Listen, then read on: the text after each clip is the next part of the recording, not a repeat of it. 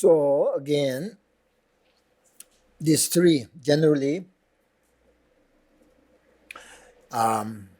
we have so many different practice, but again there are three fundamental practices that are important, right? Renunciation, awakening the mind of bodhicitta, and wisdom relies in emptiness. So we sort of must put this practice into our daily life, not just know them intellectually. So first, renunciation. In order to practice and develop renunciation, we need to practice the four thoughts that change our mind. That's why we practice them when you practice preliminary, right? They are called outer preliminaries, but this is four thought that change your mind is the instruction. You develop renunciation. So now the text, Lama Tsongkhapa number 3, without the complete intention to definitely be free from samsara, there is no way to pacify attachment, seeking pleasure for effects, and the ocean of cyclic existence. Also, by craving for cyclic existence, beings are continuously bound. Therefore, at the very beginning, seek renunciation. So,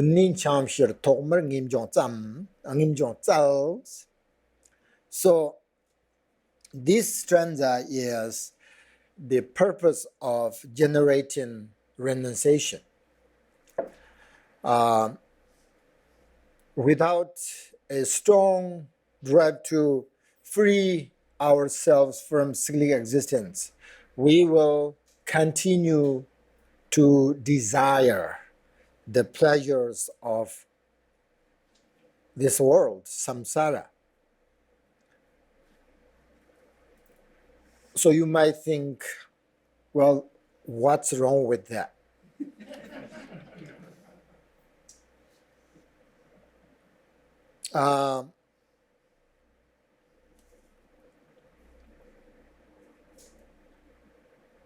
To find happiness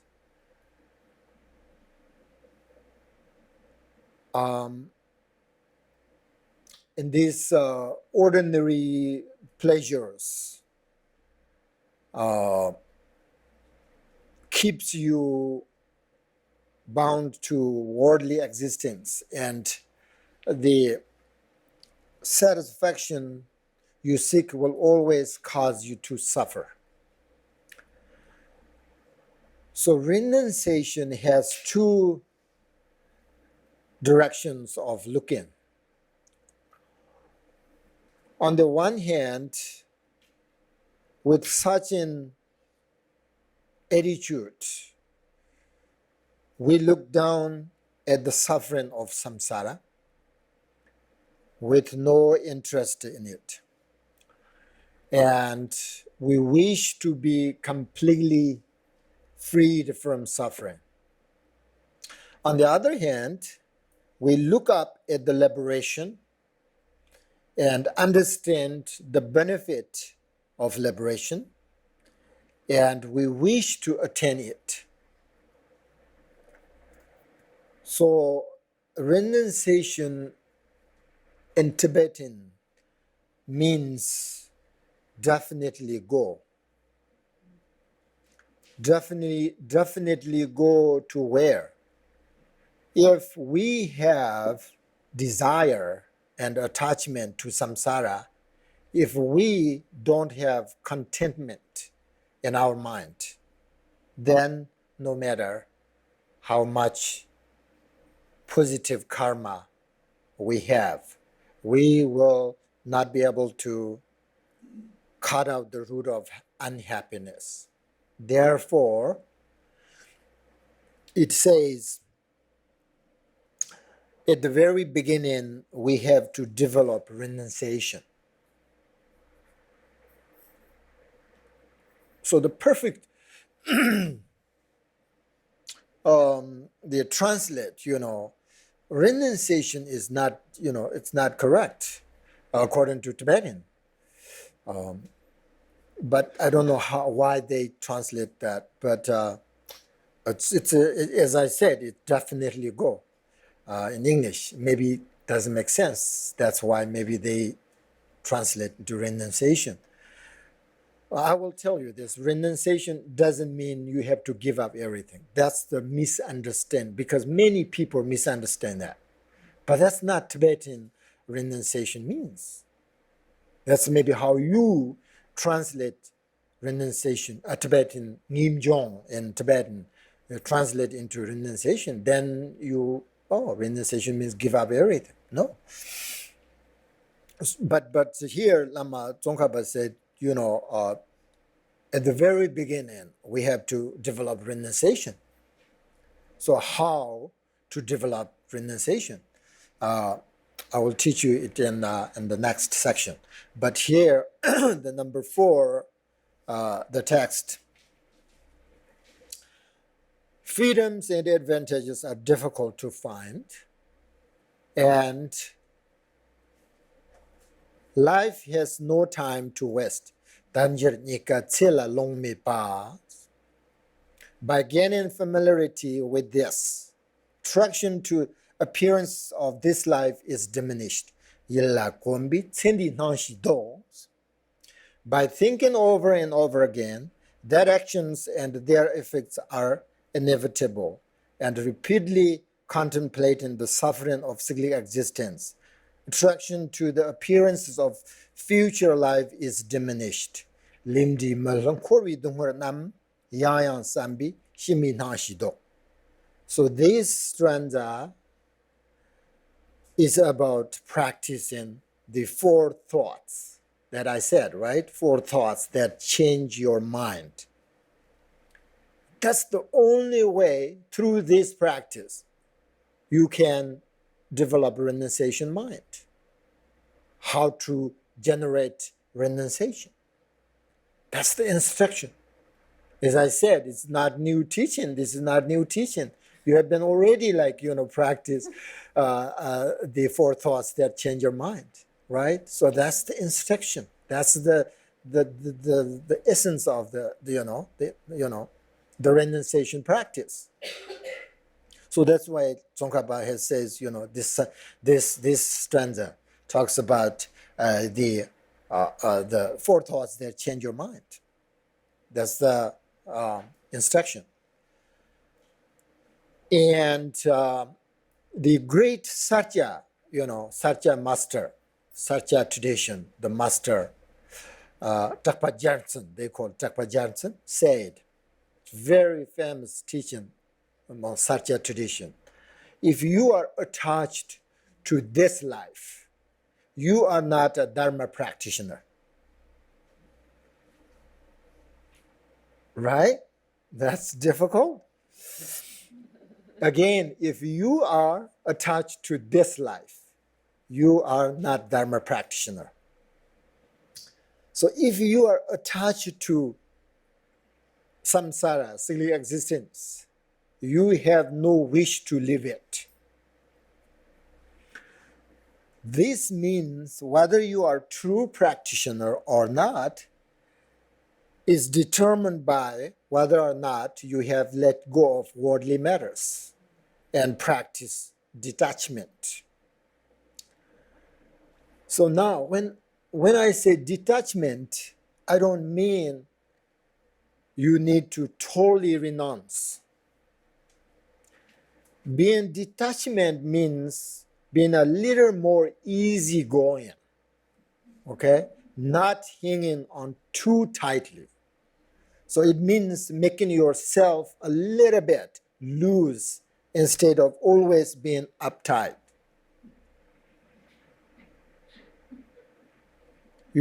I should enjoy what I have and be satisfied. Think like that. That's what I mean by, practice detachment. We should enjoy whatever we have. So that enough, that's satisfied. So you can lead a happy life with your sort of belongings as long as you enjoy it in a reasonable way with it, some kind of appreciation for life. Real practice depends on your thoughts and intentions. Kadamba Master Ndromtomba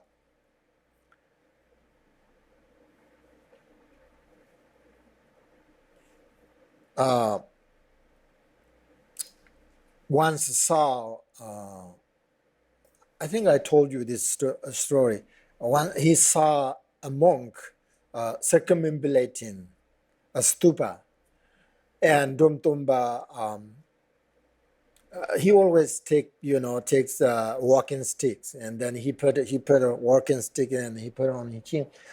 Then he saw this monk, and monk came and he said, Dromtomba said, doing he put it like that, doing circumambulation is good, but it would be better to practice. Then the monk, started to do prostrations, right? And he said, Dromtomba said, same thing, doing prostration is good, but it would be better to practice. Then the monk asked, monk did some different things, and then eventually the monk asked Dromtomba, what really you mean by practice? He said, let go of your attachment to this life. So, if letting go of our attachment is the door to pure practice, we must look within and see where we stand. It is not easy to be a true practitioner. It's clear. And if the teachings become just words and are not put into practice, if our mind and the teachings are like, in Tibet we say tsamba, the barley, powder, and water, tsamba and water usually work together very well, right?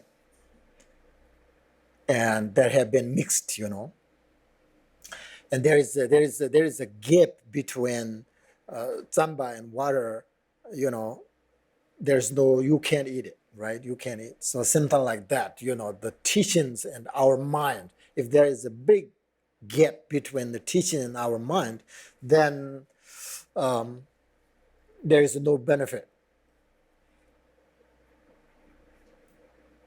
Once we are aware of teachings and life's value, we must decide on the best way to use them. That's why Dromtomba said, So what is necessary is to realize that this precious life is difficult to find. And the time of life is really short. And the death is uncertain. That is, Lama Tsongkhapa says here. If we realize that and see that our attachment leads to suffering, then we should not be attached to many things.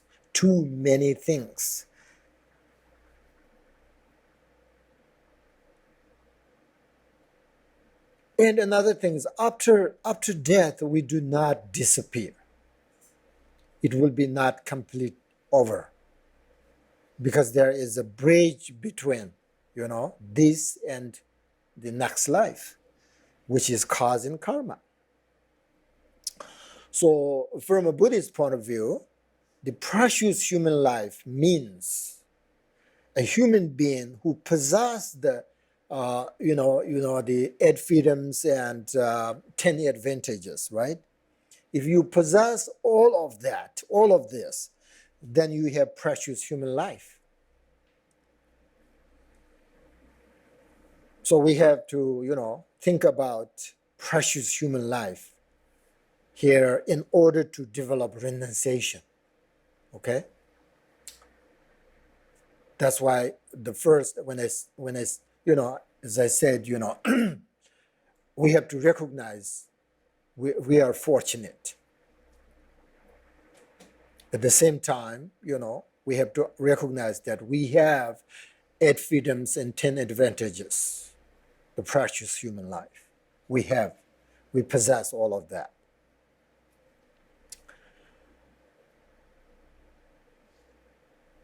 And think about how much freedom we have. We have the capacity to understand, and we have these good circumstances for learn the dharma.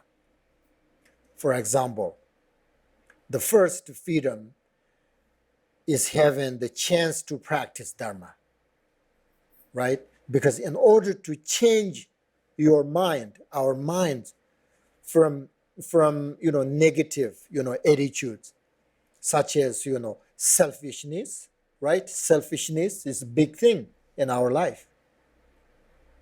Without precious human life, it is impossible. If you change your mind through dharma practice and use this precious human life, there is enlightenment. On this mind, you will be able to establish enlightenment, happiness.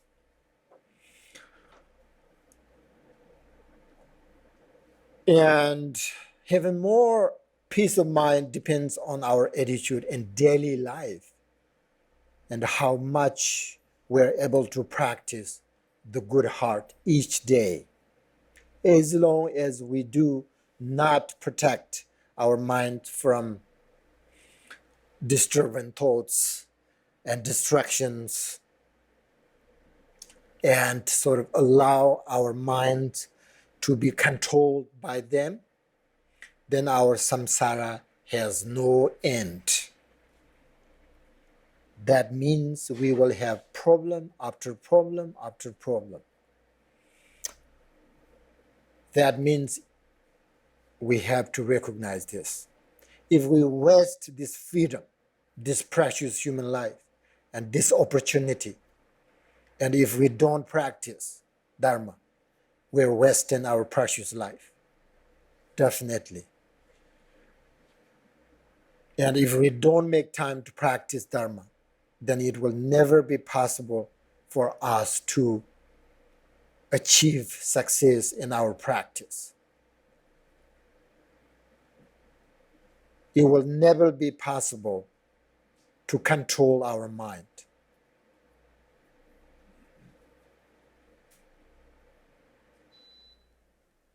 It will never be possible for us to change our mind. Therefore, we should try our best to practice dharma.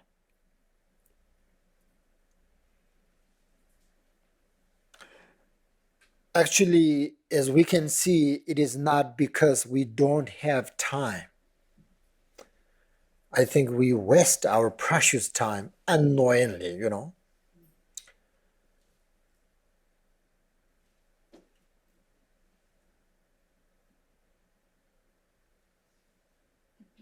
If we don't have a renunciation mind, then we're going to waste our precious life, precious time.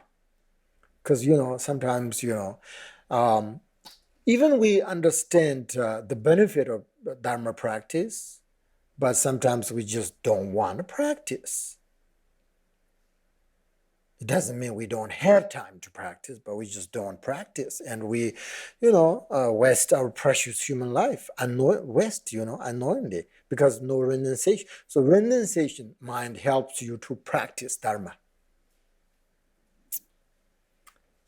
That's the benefit of practice. Why the first Lama Tsongkhapa and Buddhists say, first you have to develop renunciation mind. That's the first stage. Why? Because it makes you practice. And then when you practice, then the next, things, good qualities, you will develop your qualities. But if you don't practice, then you never develop your mind. You never change your mind. So renunciation helps you that. That's why this is principle. That's why very, very important. And think about the second of the 8 freedoms. It is the freedom to practice the Dharma through not being born in the animal realm. Right? So how fortunate we are to have freedom to practice Dharma. We love dog and these things, right? They're great, but they can't practice. If you explain, Oman Pame Hong, and if you tell your dog, if you say one time Oman Pame Hong, you will attain enlightenment right there. They can't. They can't say that. They can't understand that. Even though they're lovely, compassionate, and intelligent, they're good things, but just they don't have precious life, precious human life. So we have that opportunity. We have that, we fortunate, We have to understand in detail these things.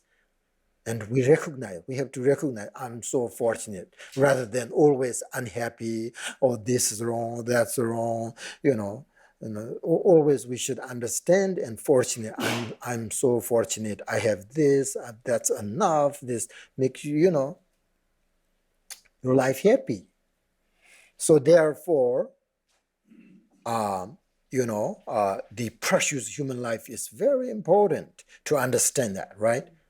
But we have to understand at the same time, it is impermanent. It is impermanence. It is, permanence of this life. So when we talk about life, in order to practice renunciation, you have to think about your life. We have to talk about our lives. And when we talk about life, we are talking about samsara, right? We are talking about samsara. Samsara is our life. So when we talk about samsara, then we need to talk about the 4 endings. 4 endings, that is the essence of samsara. You heard this many times, right? The end of gathering is separation. We are all together here right now. But at the end of this retreat, this practice, we will not stay here together anymore. This gathering will not remain forever. That's the same thing. Your family, with your teachers, with your friends, with everything like that. End of gathering is separation. That is one characteristic of samsara. And the time, gets shorter and shorter, right? Shorter and shorter. Then at the end of this gathering is separation. So everything is like that. This is just one example, right? But everything is like that. Our family, our friends, our teachers, everything like that. And the second characteristic of samsara is end of accumulation is, they call it exhaustion. Sakpin taman zap in Tibet, Tibetan.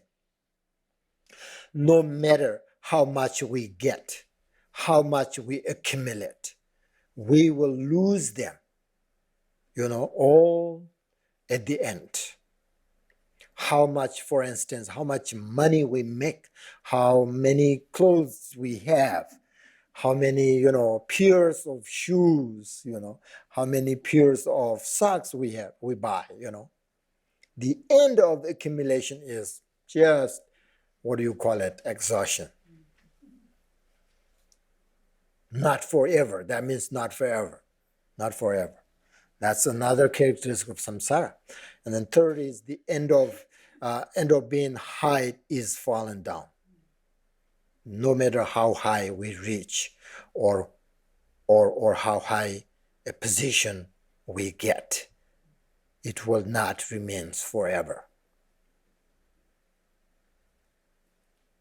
So, I really recognize that if we don't have a kind mind, and if we don't understand the essence of our lives, no matter what we do, is kind of meaningless. It's kind of, no matter what we do, it doesn't give us like meaningful or happiness. The thing is, everything is inside here. How you handle your mind, your thoughts.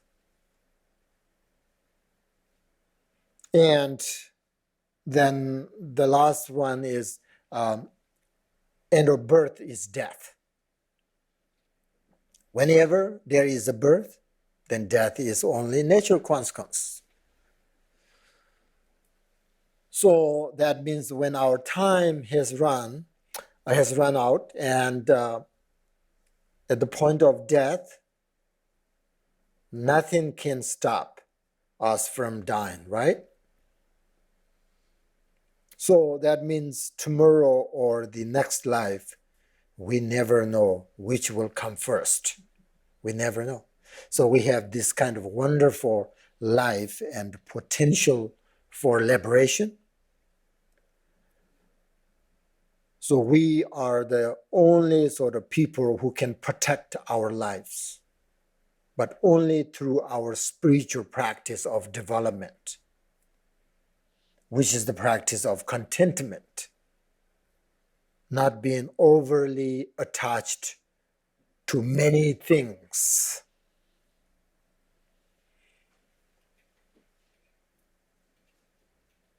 Samsara's pleasure are very sort of,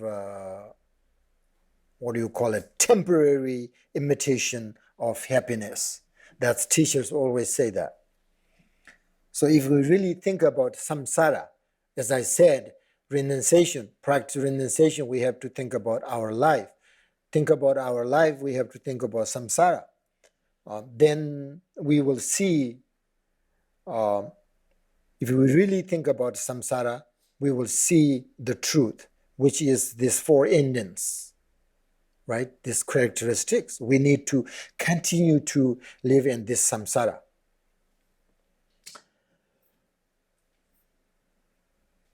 So, we cannot ignore our samsara. We cannot forget about samsara. So we have to talk about samsara and practice its essence. And without understanding the essence of samsara, we don't have the opportunity to cultivate renunciation. So Kardamba master said that if you don't understand the essence of samsara and you are attached to samsara, then you have no renunciation, right?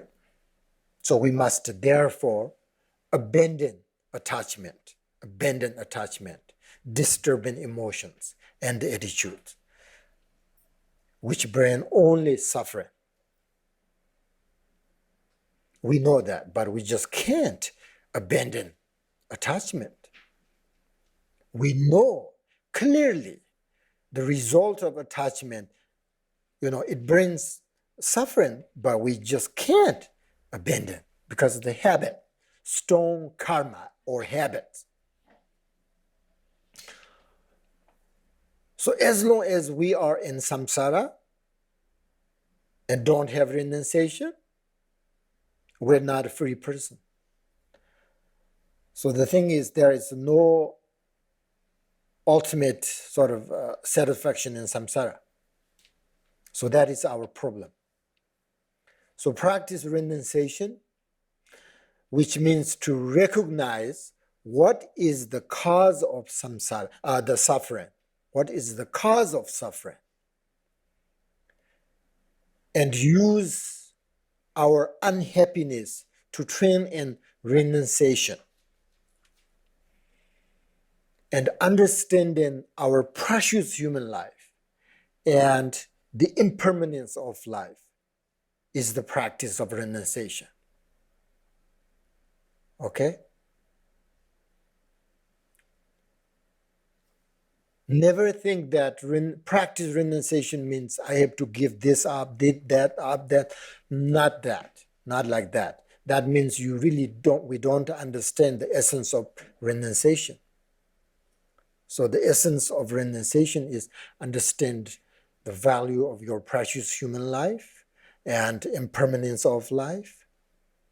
Then once you understand that, then you go to next step, which is you have to develop a kind mind, a loving mind, a bodhicitta mind. So try to find our true path and true nature. That is the practice of renunciation. You know, people ask me what is renunciation and how do I practice the renunciation? Renunciation is looking for the liberation. It will say, Lama Tsongkhapa, very clearly, but renunciation means like looking for the liberation, enlightenment. Turn your mind towards liberation, which is to find your path. That is renunciation means. Renunciation doesn't mean give up everything. Renunciation means like try to understand the true nature, looking for liberation, enlightenment. That is renunciation. Renunciation is whatever makes your mind turn towards practice, meditation. That is renunciation. And whatever makes you not cause sort of harm to others, that is the practice of renunciation.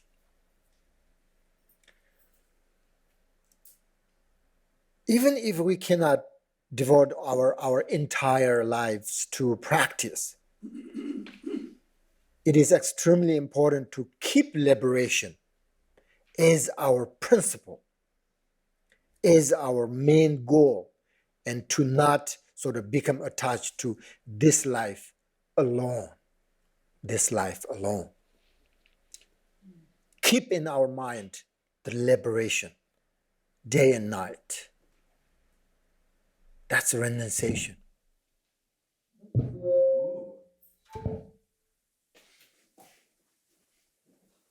That is renunciation. I'm doing it. I have a capacity, huh?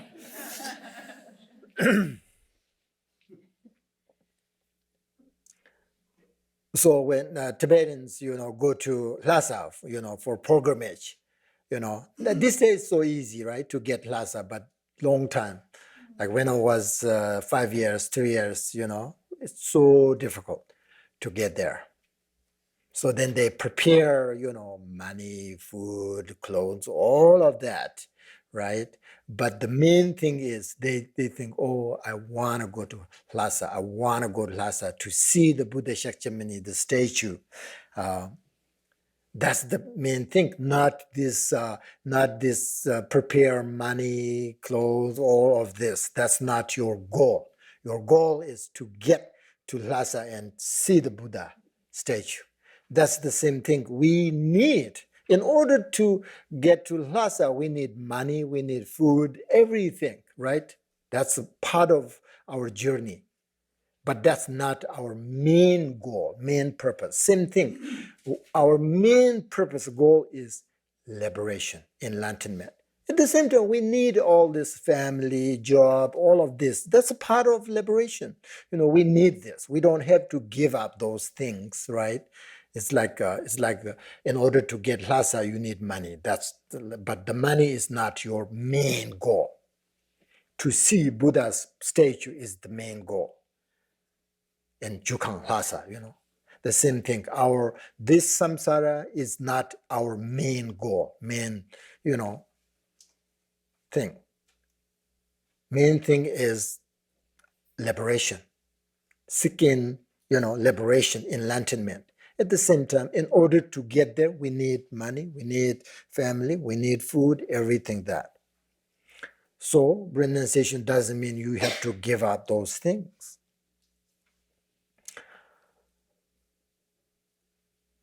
So the thing is the mind, our minds, Khenchen Jigmé, he said in his kind of personal advice to his disciples, he said, the special method to subdue mind is the precious, good heart of bodhicitta and renunciation.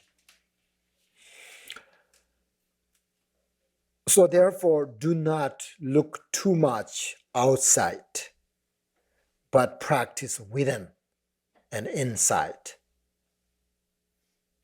So if you develop your bodhicitta mind and renunciation, the root of the entire teachings,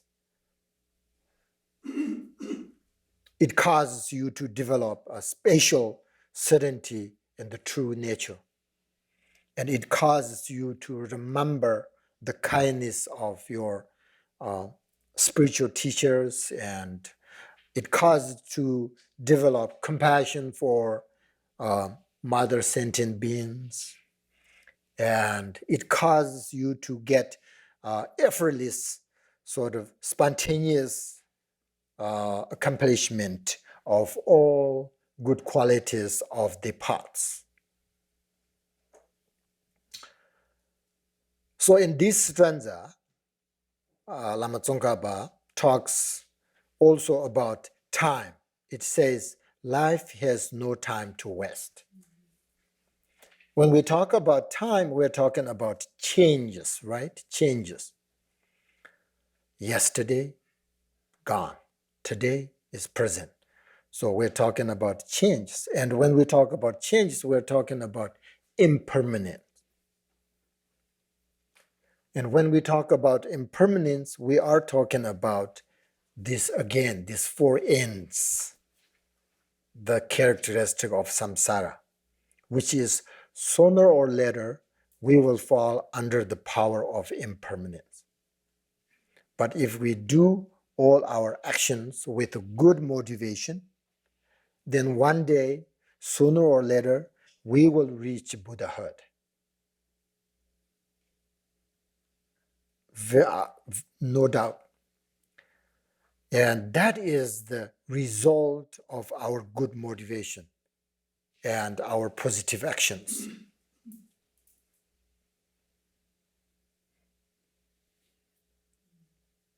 So if we are unable to transform our motivation,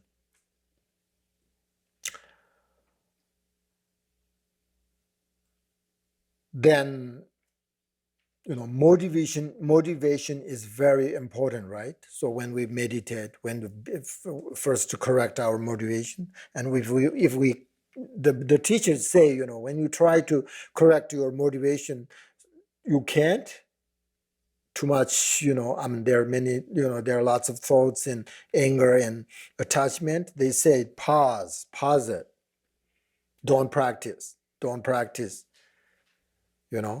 pause for a while, don't practice, and then try to correct your motivation, like that. Definitely you need to practice even like 1 second, 1 minute with good motivation. So if you can't correct your motivation, then stop doing it until you correct your motivation. That is how you practice the Dharma. But dharma itself is in your own mind, okay? Dharma is nothing outside. Dharma is your own mind. It is not something outside. It depends entirely on our good or bad intentions. And don't think that oh, my attitude and my actions come from my previous karma, therefore I can't do anything, therefore I can't change my negative thoughts. That's a big misunderstanding of karma. We have the power to change our lifestyle, change our attitude, change our habits. That's the also beauty of impermanence. Many people think, oh, I can't do this. This is because, if they believe past life, oh, this is something I did past life, so I can't change now. That's not true. That's why we have purification meditation. That's why, everything is changeable. Good to bad, bad to good, changeable. So dharma actually makes you a perfect person, which is your mind. So okay, that's I think this root text, the meaning of this root text. Now I think we didn't have time to practice last section, so again the meditation for a few minutes. Now since we're talking about renunciation, so I think we should meditate on renunciation mind. Now, again, how do we practice renunciation? That is the question, right? We understand renunciation mind is so important. We understand renunciation doesn't mean to give up everything. We understand renunciation is we have to develop something within our mind, but how? So when we talk about renunciation, we're talking about desires, right? And feeling sort of discontent, right? For example, how should we handle when somebody asks you to go gambling, for instance,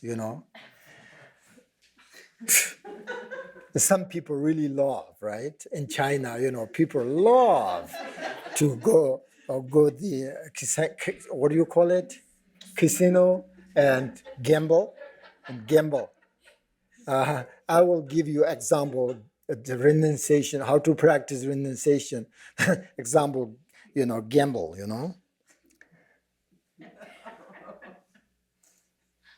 If somebody, my friend, say, please go to what do you call it? Casino. Okay. My best friend asked me, what should I say? No, yes. If we are following our Buddhist practice, what should we do in this kind of situation, right? If you are Buddhist and thinking about what do you call it, a renunciation, then even though your friend asks you, and you should try to not go. Okay, try to say no. So, we are supposed to have that kind of control. There are two things happening. You have a best friend to ask you to go there and fun, and then yourself, you love to play this game. But if you're Buddhist, you have to try to control that. But in our case, we often get sort of this addicted. So it's not that easy. So when our best friend asks him to go there, we say, happily, yes, we'll go there. Because we're addicted. So think about how the first time you gamble, maybe you win, right? You win. But then if you keep going, eventually you will lose it all. I know that. One time I did, I think I put like maybe like, I don't know, 50 cents or like $1. I got $40. And then I know, oh, don't go furthermore, then you're going to lose. So, I have capacity to control myself. Don't put there anymore, But, most people don't do that, just go the first time you win, but then you go and then lose. Oh, maybe you have a sort of, what do you call it? Chance or hope, I will win millions of dollars, right? So you just keep going, and then that happened in China, Many people become like they have nothing before, like millions of dollars, and then they go the biggest this place in Macau, in the world. So people go there, with millions of dollars and come back nothing, with nothing. So that's the kind of, people can't control, So I'm desire, So if we follow our desire, it develops into like habitual patterns, that's what we say, right? Which is basically an addiction, right? Desire is very addictive, I'm talking about all kinds of addiction, So that's habit, we can make that habit. So when we're talking about renunciation mind, we're talking about desire, right? Desire. So when you meditate renunciation, let's say, for instance, imagine you get a good job, and you spend many hours at your job, right? And day after day, you go to work so that you can provide for all your needs and so on. So usually that is what we do, and people think that's our life, right? That's purpose of our life. Now, if you think that this kind of things make your life meaningful and makes you happy, then perfect, right? Then perfect. Then just stay there. Just stay there. And this means you should not practice renunciation at this time. Because, I got a good job and go to work, spend my time there and support my family, myself. It's make me happy. If you think that's the meaning of your life, you don't need renunciation. You don't need renunciation. However, if you think that kind of, doesn't really makes your life meaningful or makes you really sort of happy, unchangeable, everlasting, happiness, then you go a little bit deeper. Okay? Ask yourself, what is the point of doing this day after day after day after work, eat, sleep, work, eat, sleep, wake up, work, eat? That's like samsara, right? No end, like that. And then we die. We die full of negative qualities, which means, like I'm saying, like negative quality means like we will die with attachment, anger, ignorance, all of that, etc. We die with that. And then again, you come back to samsara again with all these qualities, and to do the same thing life after life after life after, like that. That's what we're doing. Right now we're here. So that's samsara. That's our life. Samsara is our life. So now you think, what is point? What is the point? That's what we do. Easy to visualize. But the thing is, we have to go a little bit deeper, like say, what is the point? Right? Good question. What is the point? Now, opposite. Think about like you are full of compassion, love, satisfaction. Okay? You feel that you have everything that you need. There is nothing missing. You are completely satisfied. And whatever you see, you hear, you feel, all of it, it is kind of pleasant and gentle, and nothing is sort of uncomfortable. Imagine this, okay? Nothing uncomfortable. Day after day, you spend your time sort of caring for others, helping them, and bring them happiness, you know. So one is you have full of attachment, anger, ignorance, work, eat, sleep, like that. One is you have full of compassion, satisfaction, love and kindness, all of that. So